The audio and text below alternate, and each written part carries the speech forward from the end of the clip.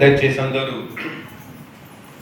కూర్చోవలసినదిగా ప్రభు నామమున మీకందరికీ తెలియచేస్తూ ఉన్నాం. క్రీస్తునందు ప్రేమైన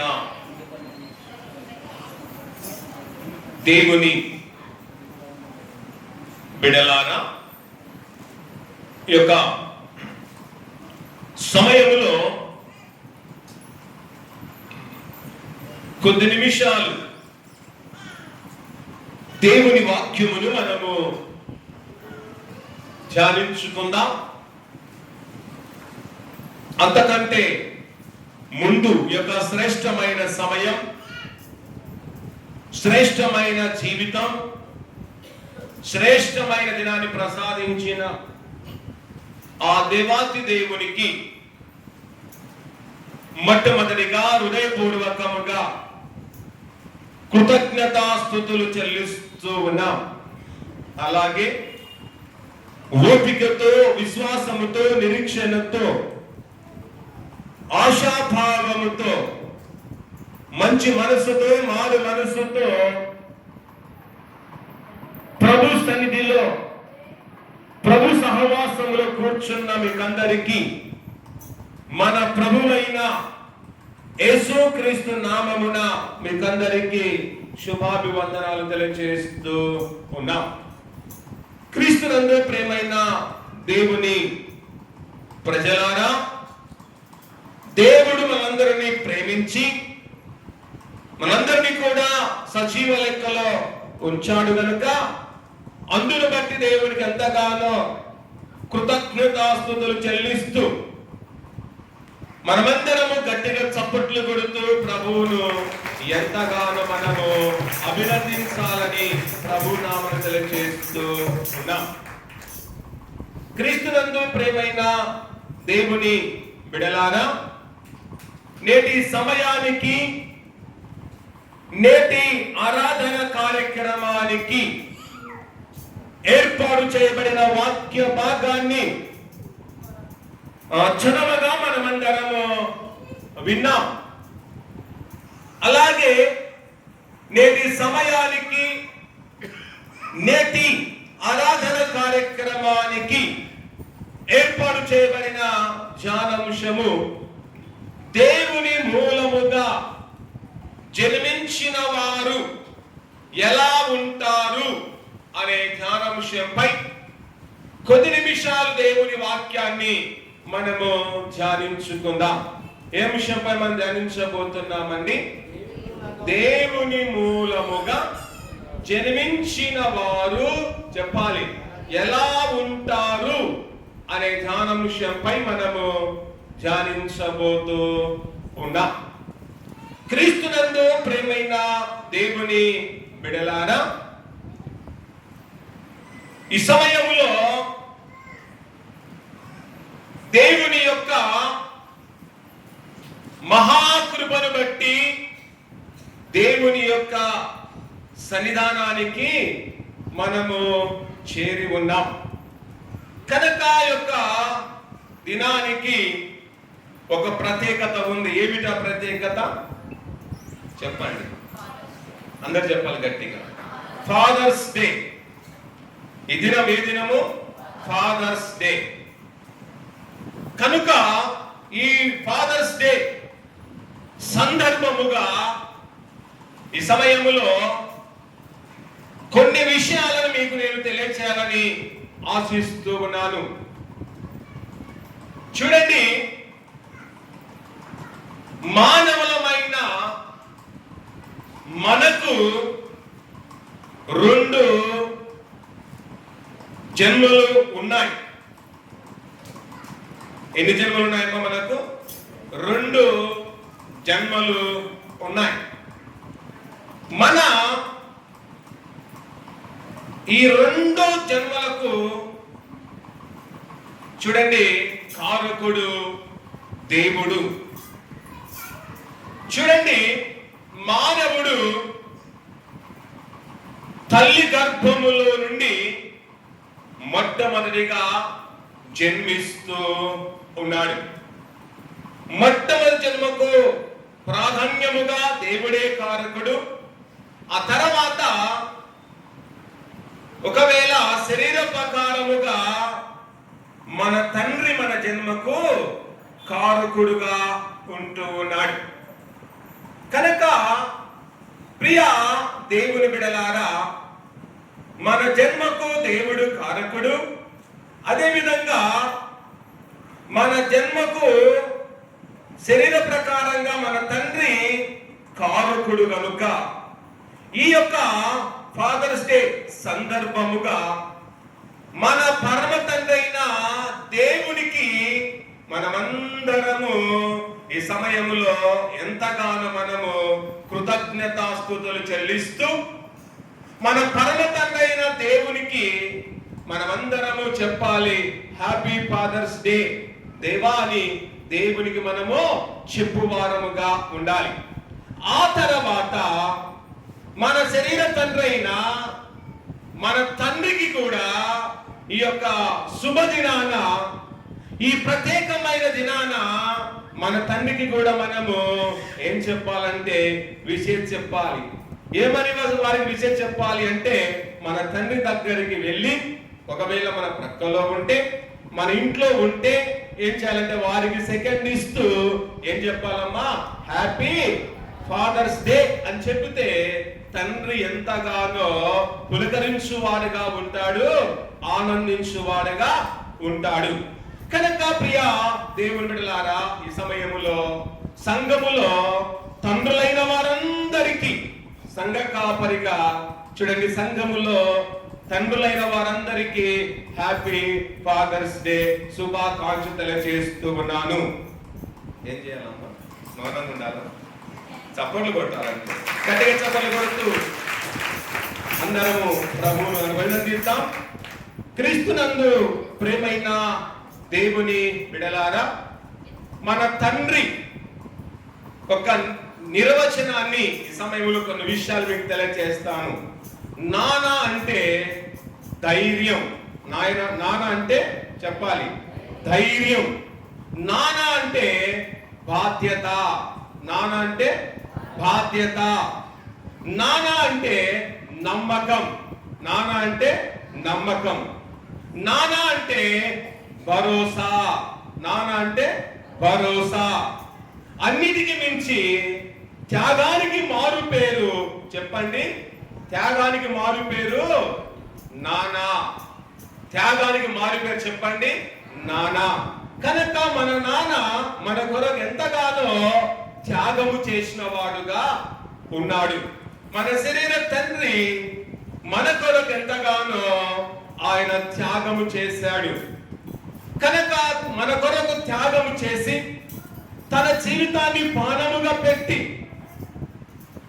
అతడు సుఖమెరగకుండా మన కొరకు పాటుపడిన తండ్రి మనకు ఉన్నాడు కనుక ఆ తండ్రిని మనము మరవకుండా మనమందరము మన తండ్రిని తల్లిని మనము ప్రేమించువారముగా ఉండాలి. కానీ కుమారులైన వారు తల్లిదండ్రులను ప్రేమించలేని స్థితిలో చాలా మంది ఉన్నారు. కానీ తండ్రి మన కొరకు ఎంతగానో కష్టపడిన వాడుగా ఉంటాడు. కానీ తండ్రి కొరకు కుమారుడు శ్రమపడినట్లు చరిత్రలో ఎక్కడా లేదు. తండ్రి కుమారుని కొరకు శ్రమపడ్డాడు, కానీ కుమారుడు తండ్రి కొరకు త్యాగము చేసినట్లు చరిత్రలో ఎక్కడా రాయబడలేదు. కనుక ప్రియ దేవుని బిడ్డలారా, ఇప్పటికీ మన తల్లిదండ్రులు మనల్ని ప్రేమిస్తూనే ఉన్నారు. కానీ మనమే వారిని సరిగా పట్టించుకోక, వారు మనకి ఎంతో త్యాగం చేశారు, ఆ త్యాగాన్ని గుర్తించలేక ఇప్పటికీ తల్లిదండ్రులను పట్టి పీడించేవారు చాలా మంది ఉన్నారు. ఎలా జలం ఎలాగైతే పట్టి పీడిస్తూ రక్తం తాగుతుందో, ఇప్పటికీ తల్లిదండ్రుల రక్తము ముసలితనమున కూడా త్రాగే కుమారులు సమాజములో చాలా మంది ఉన్నారు. తల్లిదండ్రులను ప్రేమించని వాడు దుష్టునితో సమానము. తల్లిదండ్రులను ప్రేమించలేని వాడు ఎవరిని కూడా ప్రేమించడు. తల్లిదండ్రులనే ప్రేమించని వాడు పక్కనున్న వ్యక్తిని ప్రేమించడనే వాస్తవాన్ని నీ జీవితములో స్థిరముగా గుర్తించుకునే వారముగా ఉండాలని ప్రభునామమున తెలియచేస్తూ ఉన్నాం. కనుక యొక్క ఫాదర్స్ డే సందర్భముగా మన తల్లిదండ్రులు, మన తండ్రి ని మనం ఎంతగానో గౌరవించడం, ప్రేమించడం ఈ దినం నుంచైనా నేర్చుకుందాం. నేర్చుకొని వారికి మనము ప్రేమను కనపరుస్తూ వారిని చక్కగా మనం పోషిస్తూ వారు మనం ఏమడగడం లేదు, కానీ ఏదో వృద్ధాపదశలో ఏదో కొంత సహాయం అడుగుతారు, వారి సహాయం అందిద్దాం. వృద్ధాపదశలో ఏదో ఒకటి ఆహారం అడుగుతారు, ఆహారాన్ని అందిద్దాం. ఆహారం పెట్టలేని కుమారుడు, సహాయము చేయని కుమారుడు పుట్టిన ఒకటే, పుట్టకపోయిన ఒకటే అని జ్ఞాపకం చేసుకోవాలి. తల్లిదండ్రులను ఆదుకోలేని కుమారుడు పడిపోయిన పిండముతో సమానము అని మనం గుర్తించి ఈ దినము నుంచైనా ఒక జ్ఞానోదయం కలిగి ఉందాం. నాకు తండ్రి ఉన్నాడు, నాకు తల్లి ఉందని నువ్వు మర్చిపోయి మతిమరుపుగా జీవిస్తున్నావేమో, మర్చిపోయి విచ్చలవిడిగా జీవిస్తున్నావేమో, మర్చిపోయి నీ జలసాల కొరకు జీవిస్తున్నావేమో. ఈ దినమున నీ తండ్రి ఉన్నాడని గుర్తుంచుకో, నీ తల్లి ఉందని గుర్తించుకొని తగిన సమయములో వారికి తగిన విధం ఆదుకుంటూ నమ్మకమైన కుమారుడుగా, నమ్మకమైన కుమార్తెగా మనమందరము జీవిద్దాం. తల్లిదండ్రులు ప్రేమించలేని వాడు వింత పశువుతో సమానం అనేది కూడా గుర్తుంచుకొని జీవించు వారముగా ఉండాలి. ఈ సమయంలో మనమందరము ఏ విషయంపై ధ్యానించబోతున్నామండి? దేవుని మూలముగా జన్మించిన వారు ఎలా ఉంటారు అంటే, చూడండి, మన దేవుడు మన జన్మకు కారకుడుగా ఉన్నాడు. అందుకే దేవుని మూలంగా జన్మించిన వారు ఎలా ఉంటారు అంటే, మొట్టమొదటి చూడండి, నీతిమంతులుగా ఉంటారు. ఎవరంతా నీతిమంతులు ఉంటారండి? దేవుని మూలముగా జన్మించిన వాడు, చెప్పండి, ఎలా ఉంటారు? నీతిమంతులుగా ఉంటారు. నువ్వు దేవుని మూలంగా నువ్వు పుట్టకపోతే, నువ్వు దేవుని మూలముగా నువ్వు జన్మించకపోతే నీ జీవితంలో నువ్వు నీతిమంతురాలుగా ఉండలేవు. అందుకే నేను దేవుని మూలముగా జన్మించిన వారముగా ఉండాలి. కనుక దేవుని మూలంగా ఎలా జన్మించాలి అంటే, చూడండి, నీటి మూలముగా, ఆత్మ మూలముగా జన్మించాలి. ఎవరిలో జన్మించాలి? మనము దేవుళ్ళలో మనము జన్మించిన వారుగా ఉండాలి. ఒకసారి తల్లి గర్భములను జన్మించాం, అది మొట్టమొదటి జన్మ. రెండవ జన్మ ఏమిటంటే నీటి మూలముగా, ఆత్మ మూలముగా జన్మించుట. ఎవరిలో జన్మించుట? క్రీస్తులో జన్మించుట. కనుక ఎవరైతే నీటి మూలముగా, ఆత్మ మూలంగా జన్మిస్తారో అది రెండవ జన్మ, అది దేవుని మూలముగా జన్మించిన జన్మ అని మనం గుర్తిరిగి మనమందరము ఆయన మూలముగా జన్మించి మనమందరము నీతిమంతులముగా ఈ లోకములో మనము కనబడు వారముగా ఉండాలి. అందుకే చదవండి, వాక్య భాగం చదవండి. ఆయన నీతిమంతుడని మీరు ఎరిగి ఉన్న ఎడల నీతిని జరిగించు ప్రతివాడును. చూడండి, ఆయన నీతిమంతుడని మీరు ఎరిగి ఉన్న ఎడల అంటున్నాడు. కనుక మనమందరము ఎరిగి ఉండాలి. ఏమి ఎరిగి ఉండాలి? మన దేవుడు నీతిమంతుడు అని మనము ఎరిగిన వారముగా ఉండాలి. ఇంతవరకు నువ్వు ఎరగగాను జీవిస్తున్నావేమో, ఆయన నీతిమంతుడు అని నువ్వు ఎరగగా జీవిస్తూ ఉంటే ఈ సమయాన మనం ఒకటి ఎరగాలి, నా దేవుడు నీతిమంతుడు అని మనము ఎరిగి తర్వాత అంటాడు నీతిని జరిగించుచు. ఏమి జరిగించుచు అంట? నీతిని జరిగించుచు ప్రతివాడును, నీతిని జరిగించు ప్రతివాడును ఆయన మూలముగా పుట్టి ఉన్నాడని ఎరుగుదుము. చూడండి, నీతిని జరిగించు ప్రతివాడు ఎవరి మూలంగా పుట్టినవాడంట? దేవుని మూలముగా పుట్టినవాడు. కనుక ఎవరైతే నీతిని జరిగిస్తారో వారు నీతిమంతులు. కనుక ఇలాగ నీతిని జరిగించే వారందరూ కూడా నీతిమంతులు గనక నీతిమంతులైన వారు చూడండి దేవుని మూలంగా పుట్టిన వారుగా ఉన్నారు. కనుక దేవుని మూలంగా పుట్టిన వారందరూ కూడా నీతిమంతులే అని జ్ఞాపకం చేసుకొని మనమందరము దేవుని మూలంగా పుట్టిన వారము గనక, దేవుని మూలంగా మనము జన్మించిన వారము గనక, దేవుని మూలముగా మనము కలగ చేయబడిన వారము గనుక మనమందరము నీతిమంతులమని నీతిమంతులుగా మనము జీవిస్తూ, నీతిమంతులుగా మనము బ్రతుకుతూ నీతియుక్తమైన జీవితాన్ని మనము కొనసాగించు వారముగా ఉండాలి.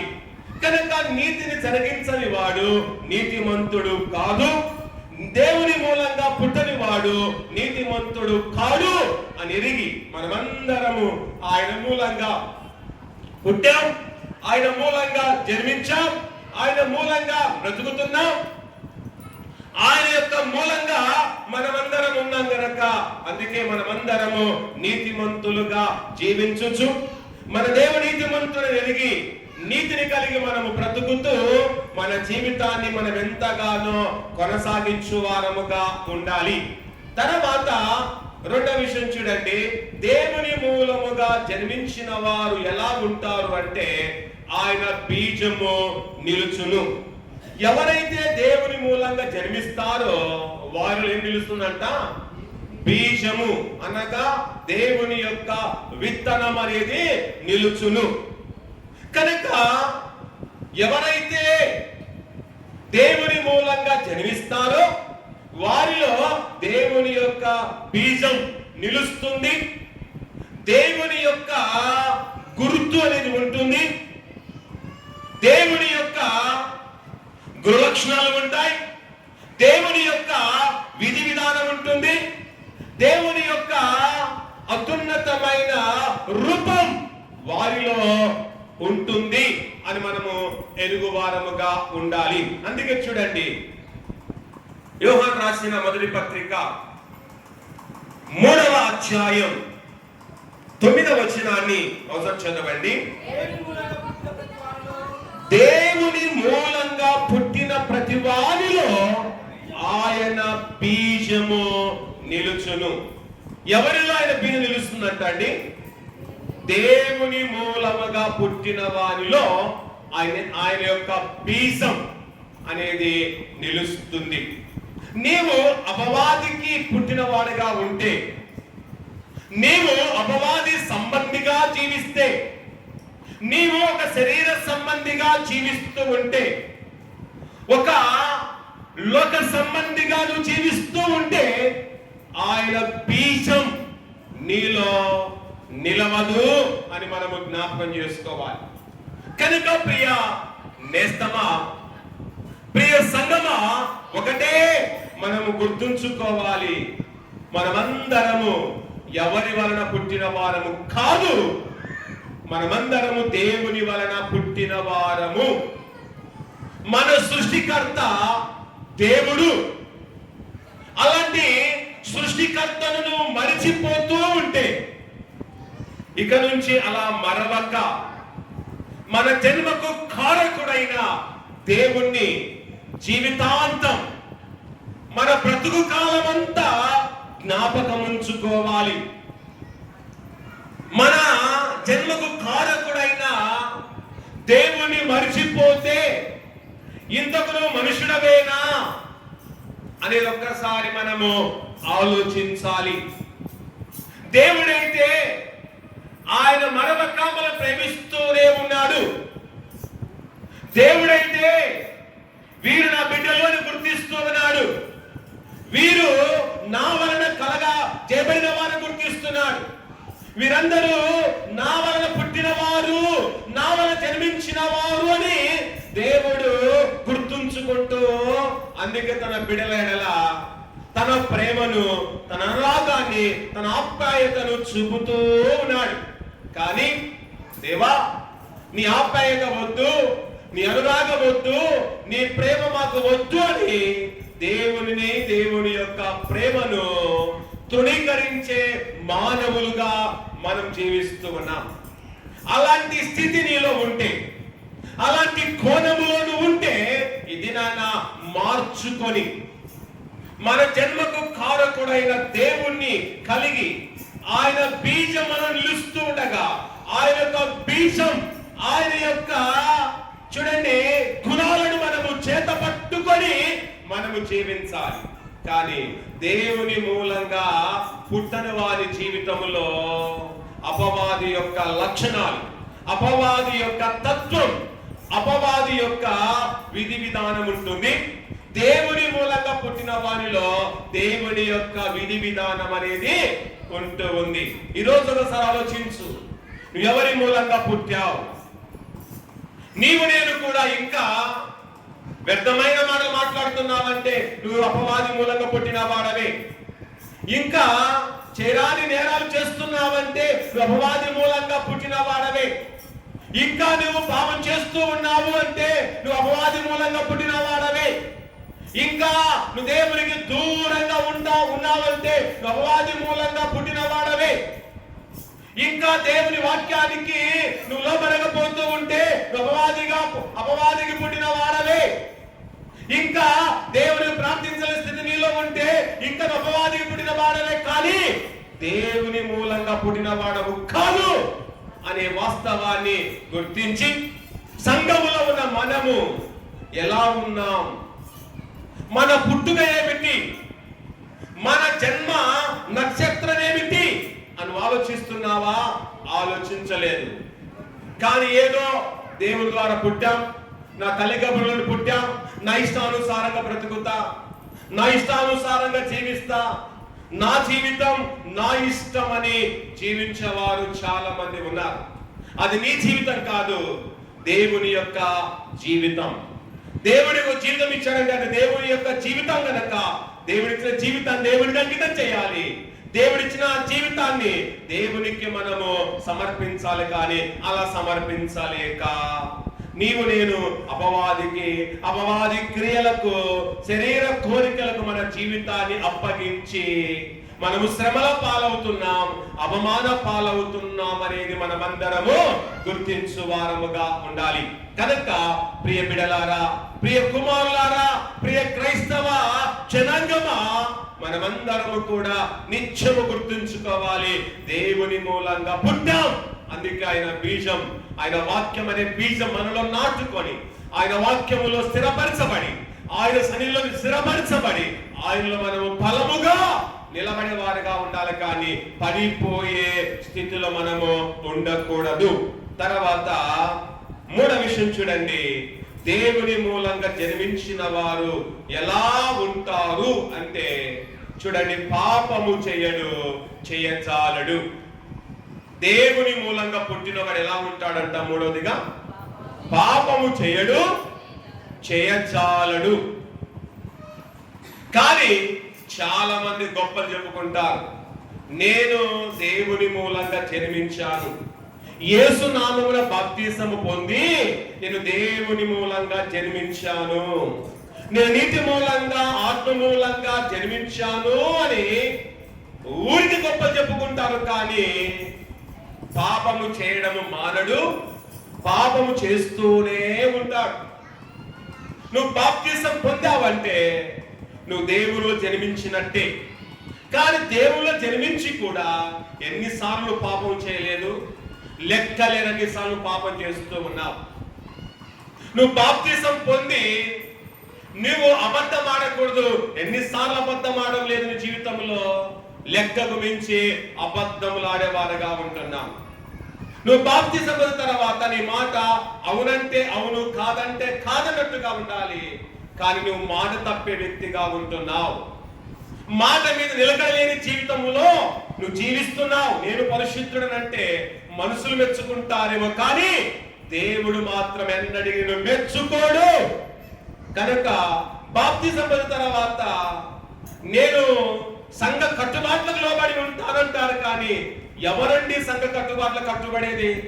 ఎవరికి వారే కట్టుబాట్లు నియమించుకున్న వారు చాలా మంది ఉన్నారు. బాప్తిజం సమయంలో చెప్తారు, నేను పెద్దలు గౌరవిస్తానంటారు.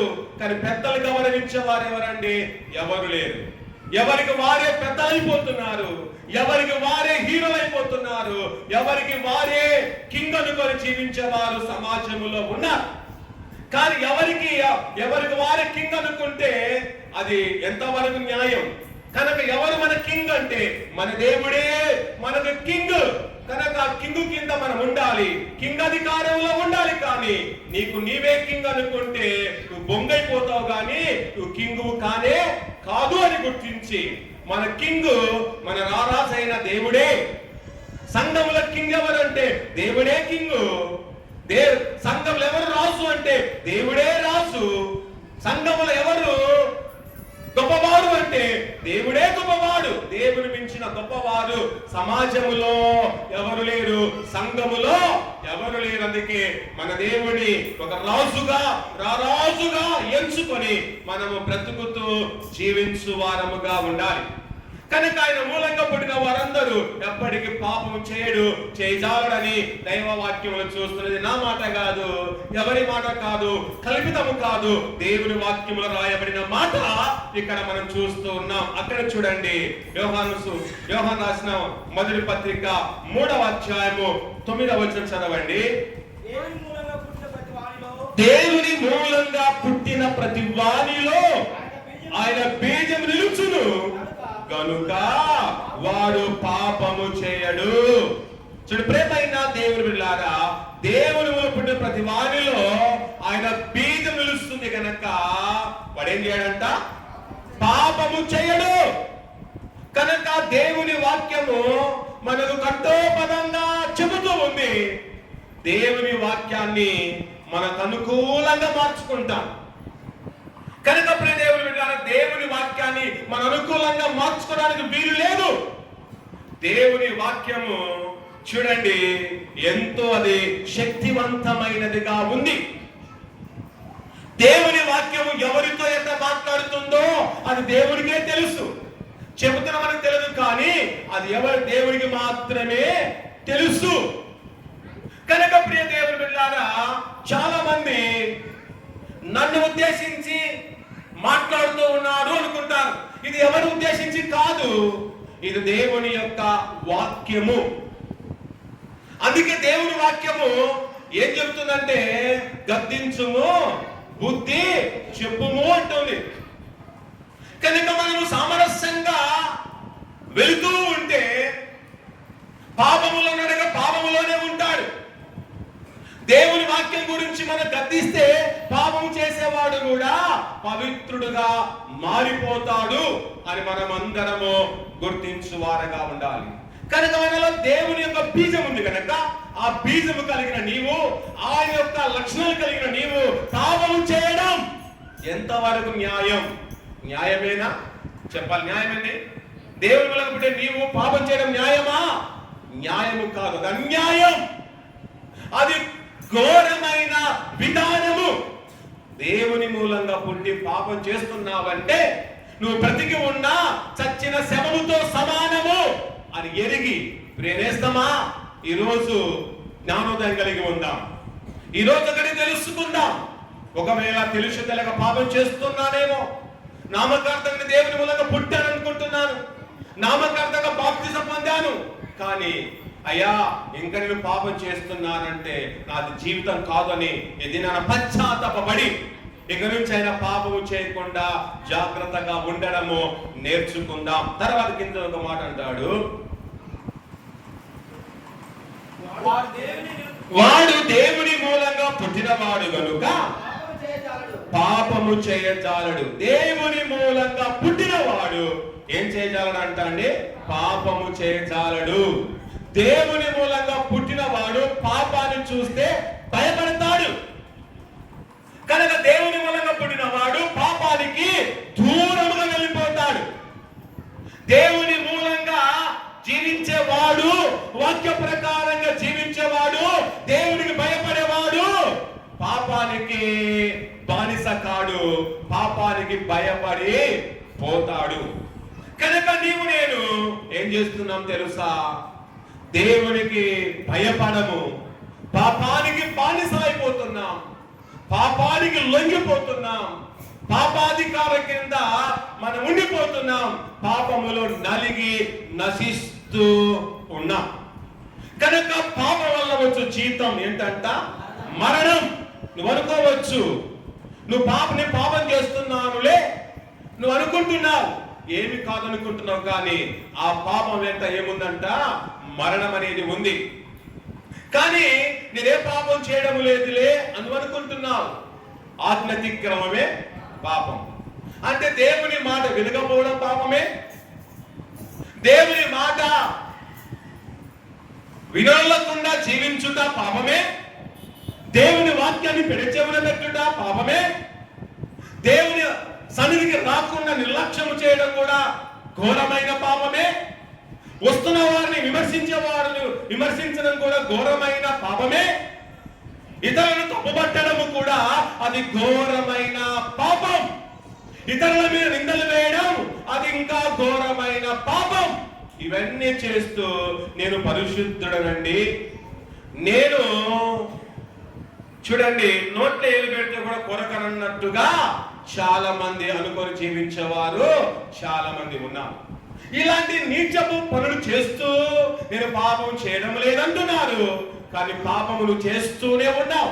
ఉదయం లేచిన మొదలుకొని ఎన్నిసార్లు పాపం చేస్తున్నావు అని నీకే తెలియదు. దేవుడు చూస్తూ ఉన్నాడు, తగిన సమయం కొరకు చూస్తూ ఉన్నాడు, తగిన దినం కొరకు చూస్తున్నాడు. టైం వస్తుంది, టైం వచ్చినప్పుడు ఎవరి తీర్పు దేవుడు వారికి తీర్చబోతూ ఉన్నాడు. ఎవరి క్రియలు బట్టి దేవుడు వారికి ఏమి ఇవ్వబోతున్నాడు అండి? ప్రతిఫలం ఇవ్వబోతున్నాడు. నువ్వు మంచి క్రియలు కలిగి ఉంటే మంచి ప్రతిఫలం, నువ్వు చెడు క్రియలు కలిగి జీవిస్తే చెడు ప్రతిఫలం, నీకు తగిన ప్రతిఫలం దేవుడు ఇవ్వడానికి సిద్ధముగా ఉన్నాడు. కనుక ప్రియ నేస్తమా, నీవు నేను ఒకే ఒకటి గుర్తించాలి, మన జన్మకు దేవుడు గనక కారకుడు. ఆయన నామములో జన్మించిన మనం ఏ పాపము చేయకుండా మారుదాం, మార్పు చెందుదాం. మార్పు లేని బ్రతుకు నీలో ఉందేమో, మార్పు లేని జనాంగముగా జీవిస్తున్నావా? మార్పు లేని వ్యక్తిగా జీవిస్తూ ఉంటే ఏదో ఒక రోజు మారలకో దేవుడు కోరుకుంటాడు. మారకపోతే నీ మెడ వంచుతాడు, నీ నడుము వంచుతాడు, నీ కాళ్ళ మీద కొట్టే సమయము కూడా రాబోతుంది. అలాంటి స్థితి రాకముందే, అలాంటి పరిస్థితి రాకముందే ఇది నీలో నాలో ఉన్న పాపాన్ని పెకిట వేలతో పెకి వేద్దాం. నీలో నాలో ఉన్న పాపాన్ని యేసు రక్తంతో కడిగి వేసుకుందాం. నీలో నాలో ఉన్న పాపాన్ని మనమందరము తుడిచి వేసుకొని దేవునికి లోబడి ఆయనకు మనము పవిత్రులుగా జీవించు వారముగా ఉండాలి. తర్వాత 4వ విషయం చూడండి, దేవుని మూలంగా జన్మించిన వారు ఎలా ఉంటారు అంటే ప్రేమ గలవారుగా ఉంటారండి. ఎలా ఉంటారంట? ప్రేమ గలవారుగా ఉంటారు. దేవుని మూలంగా పుట్టని వాడే ప్రేమ లేనివాడు. అనేకమైన సమస్యలు వస్తూ ఉంటాయి, కానీ దేవుని మూలంగా పుట్టిన వాడు సమస్యలను ఎదుర్కొంటాడు. కనుక దేవుని మూలంగా పుట్టిన వారికి కొన్ని శోధనలు ఎదురవుతాయి, కొన్ని విపత్తులు ఎదురవుతాయి. దేవుని మూలంగా పుట్టి జీవిస్తున్న వారికి శత్రువులు కూడా తయారవుతారు. కానీ దేవుని మూలంగా పుట్టిన వాడు సమస్యలను ఎదురిస్తాడు, శత్రువును కూడా ప్రేమిస్తాడు, శత్రువును కూడా హక్కున చేర్చుకుంటాడు. కానీ దేవుని మూలంగా పుట్టని వాడే శత్రువును త్యజిస్తాడు, విడనాడుతాడు, ఇబ్బందులు పెట్టేవాడుగా ఉంటాడు. నువ్వే కోవలం ఉన్నావు? దేవుని మూలంగా పుట్టిన కోవలం ఉన్నావా? దేవుని మూలంగా పుట్టని అపవాది కోవలం ఉన్నావా? ఒక్కసారి మనము పరీక్షించుకో. ఈ సమయంలో దేవుడు మనకు కంఠోపతంగా చెబుతున్నాడు, మనము ప్రేమ గలవారంగా ఉన్నామా? ఎక్కడ మనకు ప్రేమ? సహోదరు ప్రేమ లేదు, అన్నదమ్ముల మీద ప్రేమ లేదు, ఇరుగు పొరుగు వారి మీద ప్రేమ లేదు, అలాగే వాక్యం మీద ప్రేమ లేదు, దేవుని మీద అసలే ప్రేమ లేదే లేదు. కానీ నేను చాలా ప్రేమ గలవాడినండి, నేను చాలా మంచివాడినండి, పరిశుద్ధ ముసుగు వేసుకొని జీవించేవారు సంఘములో సమాజంలో కోకొల్లలుగా కనబడుతూ ఉన్నారు. కనుక ప్రియ దేవుని బిడ్డలారా, మన ప్రేమ మన క్రియ రూపంగా చూపాలి. మన ప్రేమ మన పని తనం ద్వారా చూపాలి. కానీ ఏం చేస్తూ ఉన్నావు? దేవుని బిడవే, కాదనడం లేదు. దిన వస్తున్నావు, ఎవరు కాదనరు. రావడానికి నీకు హక్కు ఉంది, వినడానికి హక్కు ఉంది, వాక్యం వినడానికి హక్కు ఉంది, పాట పాడే హక్కు ఉంది. కానీ ఇలాంటి హక్కు దేవుడు మనకిచ్చినప్పుడు ప్రేమ కలిగి జీవించే హక్కు మనకు లేదా? దేవుని ప్రేమను కలిగి జీవించే బాధ్యత మన మీద ఉందా?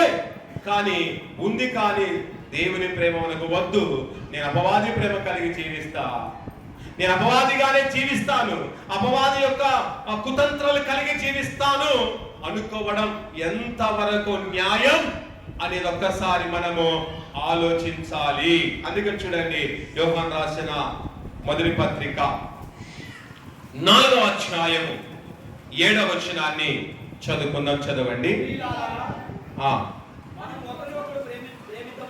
మనము ఒకరినొకరము ప్రేమింతము. చదువు. ఏలనగా చెప్పండి. ప్రేమ దేవుని మూలముగా కలుగుచున్నది. చూడండి, ఇక్కడ యోహాను చెల్లిస్తున్నాడు, ప్రియులారా మనం ఒకరినొకరు ప్రేమింతము. ఏం చేయాలంట? మనము ఒకరినొకరు మనం ప్రేమిద్దాం. ఒకరినొకరు మనం ప్రేమిస్తున్నామా, ఒకరినొకరు ద్వేషిస్తున్నామా అంటే ఎక్కువగా ద్వేషించే స్వభావం తప్ప ప్రేమించే స్వభావము లేదు. మన పొరుగువాడు బాగుపడుతుంటే మనకు ఓర్పు లేని తనం.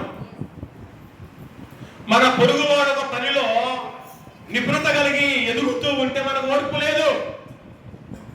మన పొరుగువాడు ఒక స్థితికి ఎదుగుతూ ఉంటే మనకు ఓర్పు లేదు. ఎప్పుడు వాడిని గుంజేద్దామా, ఎప్పుడు వాడిని పడగొడదామా, ఎప్పుడు వాడిని నాశనం కోరుకుందామా, ఎప్పుడు వారిని ఇబ్బందులు పెడదామా అనే తపన తప్ప మరొక తపన మనం లేనే లేదు. కానీ ఈరోజు మారుదామండి. దేవుడిచ్చిన సమయం మన కొరకు మారలే సమీక్షాడేమో. అందుకే ఒకరినొకరు మనం ప్రేమిద్దాం. మనమందరం సహోదర ప్రేమ కలిగి జీవిద్దాం. మనమందరం క్రీస్తులో ఒకే కుటుంబానికి చెందిన వారం. ఎవరి కుటుంబానికి అమ్మా? దేవుని కుటుంబానికి చెందిన వారం. నీలో ఒకవేళ కుటుంబాల్లో వేరు వేరు ఉండొచ్చు, కానీ సంఘములో మనమందరం ఒకే కుటుంబానికి చెందిన వారం, క్రీస్తు కుటుంబానికి చెందిన వారము. మన ప్రభు ప్రేమ గలవాడు గనక ఆయన విడమైన మనం ఆ ప్రేమను కలిగి ఉన్నావా? కలిగి ఉంటే మంచిది, కలిగి ఉండకపోతే నువ్వు అపవాది సంబంధివే అని మనమందరము జ్ఞాపకం చేసుకోవాలి. తర్వాత అంటాడు, ప్రేమించు ప్రతి వాడును ఆ దేవుని మూలముగా పుట్టినవాడై దేవుని ఎరుగును. ప్రేమించు ప్రతి వాడు ఎవరి మూలంగా పుట్టినవాడంట? దేవుని మూలంగా పుట్టినవాడే. సహోదరుని ప్రేమించేవాడు, ఇరుగు పొరుగు వారిని ప్రేమించేవాడు, దేవుని ప్రేమించేవాడు దేవుని మూలంగా పుట్టినవాడు. మళ్ళీ ప్రేమించలేని వాడు, సహోదరుని ప్రేమించలేని వాడు, ఇరుగు పొరుగు వారు ప్రేమించలేని వాడు, తల్లిదండ్రులను ప్రేమించలేని వాడు చూడండి ఎవరి మూలంగా పుట్టినవాడుగా ఉంటాడమ్మా? అపవాది మూలంగా పుట్టినవాడే అని మనమందరము గుర్తించి ఈరోజు అలా ప్రేమించలేని వారిని ఒకటే గుర్తించండి, వీడు అపవాది సంబంధి అని గుర్తించండి చాలు. కానీ దేవుని మూలంగా పుట్టిన వారిలో గుణాలు వేరు ఉంటాయి. దేవుని మూలంగా పుట్టిన వారి జీవితంలో లక్షణాలు వేరు ఉంటాయి. దేవుని మూలంగా పుట్టిన వారి యొక్క స్వరూపం వేరు ఉంటుంది. దేవుని మూలంగా పుట్టిన వారిలో ఆయన యొక్క స్వరూపం అనేది తేలికగా కనబడుతుంది. అపవాది మూలంగా పుట్టిన వారిలో అపవాది యొక్క అవలక్షణాలు కనబడతాయి. కనుక ప్రియ దేవుని బిడ్డ, ఇంతవరకు ఎలా పుట్టావు, నీ జన్మకు ఎవరు కారకులు అనేది ఈ దినాన ప్రభు మనకు తెలియచేస్తున్నాడు. తెలుసుకొని జాగ్రత్త పడే వారముగా ఉంటూ మనమందరము కూడా దేవుని మూలంగా పుట్టాము, కలగజేయబడ్డాం కనుక మనమందరం ప్రేమ కలిగి ఉందాం. ప్రేమ లేని జీవితం వ్యర్థం, ప్రేమ లేని బ్రతుకు శూన్యం, ప్రేమ లేని విధానము దుర్మార్గమైన జీవితం అని గుర్తిద్దాం. కనుక దేవుడు ప్రేమ గలవాడిగా ఉన్నాడు. ఎంతగా ప్రేమిస్తున్నాడంటే నీ యొక్క తల్లిదండ్రుల కంటే, నీ యొక్క స్నేహితుల కంటే, నీ యొక్క ప్రాణ స్నేహితుల కంటే దేవుడు మనం ఎంతగానో ప్రేమించాడు గనక అందుకే ఆయన ప్రేమ కంతు లేదు. ఆయన ప్రేమ అగాపే ప్రేమ. అందుకని నీ కొరకు నా కొరకు మరణించిన వాడుగా ఉన్నాడు. ఆయన ప్రేమ త్యాగపూరితమైన ప్రేమ. ఎవరు కూడా మనకు మరణించేవారు లేరు, మన దేవుడు మనకు మరణించాడు. అలాంటి ప్రేమను మనము కలిగి జీవిస్తూ, అలాంటి ప్రేమను మనము హత్తుకొని లోకములో బ్రతకడము నిష్ఠతగా మనము నేర్చుకుందాం. తర్వాత 5వ విషయం చూడండి, దేవుని మూలంగా జన్మించిన వారు ఎలా ఉంటారంటే లోకమును జయించుదురు.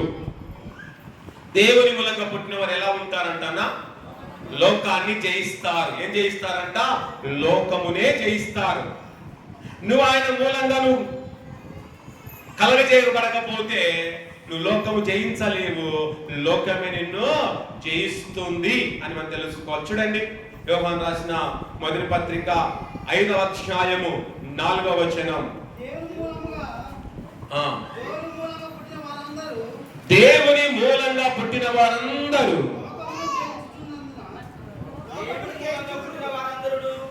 దేవుని మూలంగా పుట్టిన వారందరూ లోకమును జయించుదురు. చూడండి, దేవుని మూలంగా పుట్టిన వారందరూ ఏం చేస్తారంట?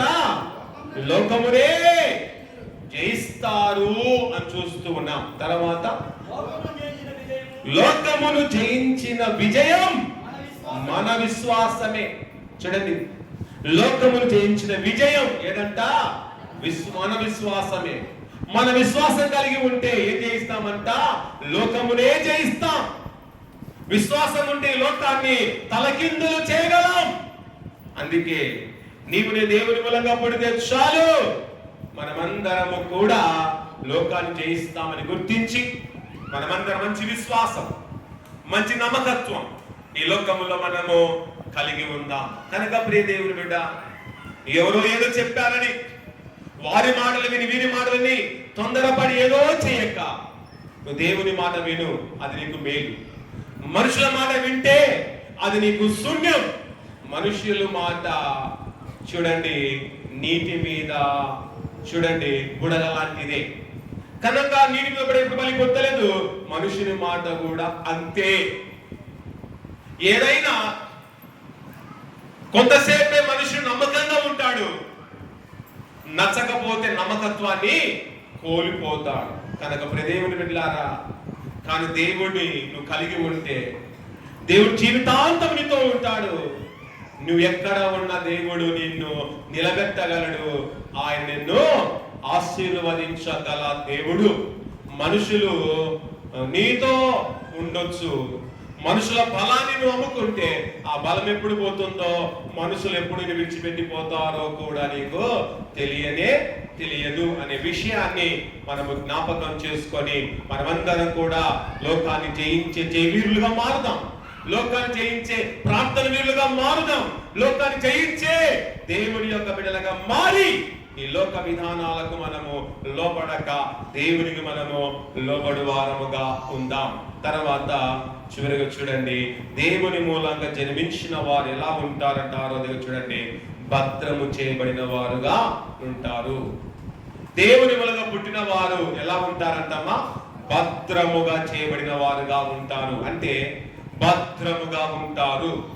దేవుని మూలంగా పుట్టిన వానికి ఏ భయం ఉండదు, ఏ ఆపద రాదు, ఏ విపత్తు జరగదు. దేవుని మూలంగా నువ్వు పుట్టకపోతే, ఇంకా యేసు నామమును బాప్తిసము తీసుకొనకపోతే నీకు ఏ ఆపద వస్తుందో నీకు తెలియదు. ఏ ఆపద నీకు సంభవించబోతో నీ కుటుంబ సభ్యులు కూడా తెలియదు. ఇదే రక్షణ దినము గనక ఈ దినాన మనమందరము రక్షింపబడి సమయానుదా చేసుకొనక ఆయనామములో మనమందరము బాప్తిసం పొంది ఆయనామములో జన్మించి భద్రముగా ఉండువారముగా ఉండాలి. అందుకే చూడండి, అక్కడనే యోహాను రాసిన మొదటి పత్రిక 5వ అధ్యాయము 18-19 వచనం చదువుకుందాం. దేవుని మూలంగా పుట్టిన వాడెవడును పాపము చేయడని ఎరుగుదుము. దేవుని మూలంగా పుట్టిన వాడు ఏం చేయడంటమ్మా? పాపము చేయడు. తర్వాత దేవుని మూలంగా పుట్టిన వాడు తన్ను భద్రము చేసుకొనును కనుక దుష్టుడు వాణ్ణి ముట్టడు. చూడండి, దేవుని మూలంగా పుట్టినవాడు ఏం చేస్తాడంట? తన్ను భద్రము చేసుకుంటాడు. కనుక మనం కూడా భద్రం చేసుకోవాలి అంటే మనం ఆయన మూలంగా కలిగిన వారంగా ఉంటే మనమే దేవుని నామమున భద్రం చేసుకుంటాం. అప్పుడు ఎవడు ముట్టడంట? దుష్టుడు అనగా అపవాది అనేవాడు ముట్టడు. నువ్వు దేవుని మూలంగా జీవించకపోతే నిన్ను అపవాది అనగా దుష్టుని ముట్టుతూనే ఉంటాడు. ఎలా ముడుతుంటాడు? నిన్ను అనేక సార్లు వాడు ముట్టి ఏం చేస్తాడంటే ఇబ్బందులు పాలు చేస్తాడు. దుష్టుడు చేసే పని ఇబ్బందులు పాలు చేయడమే, దుష్టుని పని నాశనం చేయడమే, దుష్టుని పని అవమానపరచడమే, దుష్టుని పని మనకు అపకీర్తి తలపెట్టడమే అని జ్ఞాపకం చేసుకొని ఆ దుష్టుడిని ముట్టకుండా ఉండాలి అంటే, ఆ దుష్టుడు దరిదాపుల్లోనికి నీకు రాకుండా ఉండాలి అంటే, ఆ దుష్టుడిని చూసి పారిపోవాలి అంటే, ఆ దుష్టుడిని చూసి వాడు వెళ్ళిపోవాలి అంటే నీవు నేను దేవుని బిడ్డగా ఆయన నామంలో భద్రపరచబడదాం. దేవుని బిడ్డగా ఆయన యొక్క ముద్రను వేసుకుందాం. ఆయన యొక్క ముద్రను మనము వేసుకొని మనమందరము ఆయన కాపుదల్లో మనము జీవించు వారముగా ఉందాం. కనుక ప్రియ నేస్తమా, ప్రియ దేవుని బిడ్డ, నీ జీవితంలో భద్రం లేదా? అందుకే దేవుని మూలంగా పుట్టు, దేవుని మూలంగా జీవించు, దేవుని యొక్క విధానం జీవిస్తూ నీకు నీవే ప్రభునామను భద్రం చేసుకుంటావు. నువ్వు భద్రం చేసుకుంటే ఎవడు నిన్ను కదల్చలేడు, ఎవడు నిన్ను ఏమీ చేయలేడు. ఏది చేయాలన్నా ఎవరితో కానే కాదు. దేవుని పక్షములో ఉండగా నీకు విరోధి ఎవడు? దేవుని పక్షములో ఉండగా నిన్ను చెరగూడా జరిగించలేడు. దేవుని పక్షములో ఉండగా నిన్ను కదిలించలేడు. దేవుని పక్షములో ఉండగా నిన్ను ఎవడు కూడా ఏమీ చేయలేడు అని గుర్తించి మనము దేవుని యొక్క నామాన్ని కలిగి దేవుని యొక్క పక్షాన్ని మనము కోరుకుందాం. మనం ఆయన పక్షంలో చేరుదాం. మనం ఆయన బిడ్డలుగా చేరబడి దేవుని బిడ్డగా మనము జీవిద్దాం. కనుక ఏది గొప్పతనం అంటే మనం దేవుని బిడ్డలుగా ఉన్న గొప్పతనం కాదు, కానీ దేవుడే మన తండ్రిగా ఉండడమే ఆయన యొక్క గొప్పతనము. కనుక మనం అనుకుంటాం దేవుని బిడ్డగా ఉన్న గొప్పతనం అనుకుంటాం, ఆయన బిడ్డగా ఉన్న నీ గొప్పతనం కాదు, కానీ ఆయన మన తండ్రిగా ఉండడమే ఆయన గొప్పతనం నమ్మి ఆ గొప్ప దేవుని మరవక, అలాంటి దేవుని విడవక, విడిచిపెట్టక హత్తుకొని జీవిద్దాం. ఇంతవరకు విడిచిపెట్టి పనికి మళ్ళా వాడగా పనికి మళ్ళా దానిగా జీవిస్తూ ఉంటే ఆ పనికి మళ్ళా విధానాలన్నిటి వదిలిపెట్టి ప్రభు యొక్క నామ స్వరూపాన్ని మనము కలిగి ఆయన గొప్ప ప్రత్యక్షతను దినాన పొందుకొని ఆయన విడగైన సాక్షిగా జీవిస్తూ విశ్వాసం నమ్మకత్వంతో మనము ముందుకు కొనసాగొచ్చు. దేవునికి విడగా జీవిస్తూ విశ్వాసంతో ముందుకు మనము కొనసాగొచ్చు. ఆయనకే మన జీవితాన్ని అంకితము చేసుకుని వారముగా ఉందాం. ప్రార్థించుకుందాం. తలలు వంచండి, ప్రార్థించుకుని దేవుడి చిన్నతమైన తన కరుణ, తన కటాక్షత, తన జీవితాన్ని తన మేలు సమయంలో పొందుకొని మనమందరము ముందుకు కొనసాగు వారముగా ఉన్న దేవా, ఇంతవరకు మీరు మాతో మాట్లాడిన ప్రతి మాట, ప్రతి వాక్కును బట్టి స్తోత్రాలు. ఈ వాక్య ప్రకారం జీవితాన్ని చేయండి. నీ మూలంగా పుట్టిన వారు ఎలా ఉంటారు మీరు మాకు తెలియజేసి ఆ విధంగా ఉండే ఆ గుణ లక్షణాలు మీరు మాకు కలగజేసి మమ్మల్ని మీరు వర్ధిల్లింపచి నాదాని దేవునికి ఎంతగానో కృతజ్ఞత చెల్లిస్తూ ముందుకు మనం కొనసాగుదాం. అందరూ ప్రార్థిస్తుండగా మన మధ్యలో ఉన్న అన్నమ్మ గారు మనం ప్రార్థన నడిపిస్తారు. మాజీ గజ అన్నమ్మ గారు మనం ప్రార్థన నడిపిస్తారు.